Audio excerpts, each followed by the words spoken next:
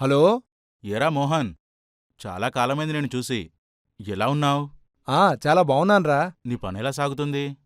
అందరి సంగతేమో గాని ఈ జగన్ ప్రభుత్వంలో నాలాంటి మెకానిక్స్, హాస్పిటల్ వాళ్ళు చాలా బాగున్నారు.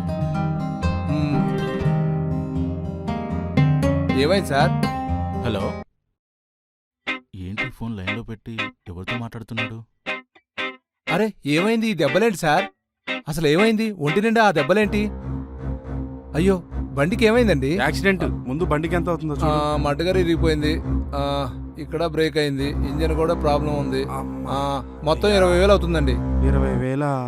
ముష్టి వేసినట్లు నెలకు 1,000 రూపాయలు వేసి రోడ్లు బాగు చేయక, అభివృద్ధి లేక ఆ రకంగా జనాల దగ్గర వేలకు వేలు దుబ్బేస్తున్నాడు. ఇప్పుడైనా ఈ జనాలకు అర్థం అవుతుందో లేదో.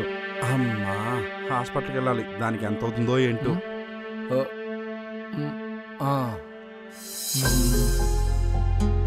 అరే చెప్పరా.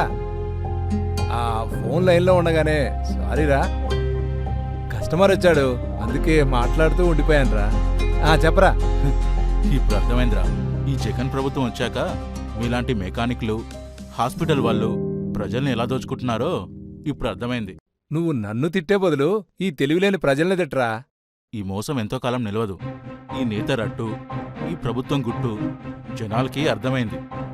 ఈసారి చచ్చినా జగన్ ప్రభుత్వానికి ఓటేయరు. మరి ఈ జగనేంట్రా 175కు 175 సీట్లు వస్తాయని చెప్పుకుంటూ తిరుగుతున్నాడు.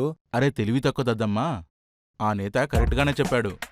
175కు 175 అంటే 1 కానీ 7 కానీ 5 కానీ సీట్లొస్తాయని అర్థం. ఓహో, అదే సంగతి.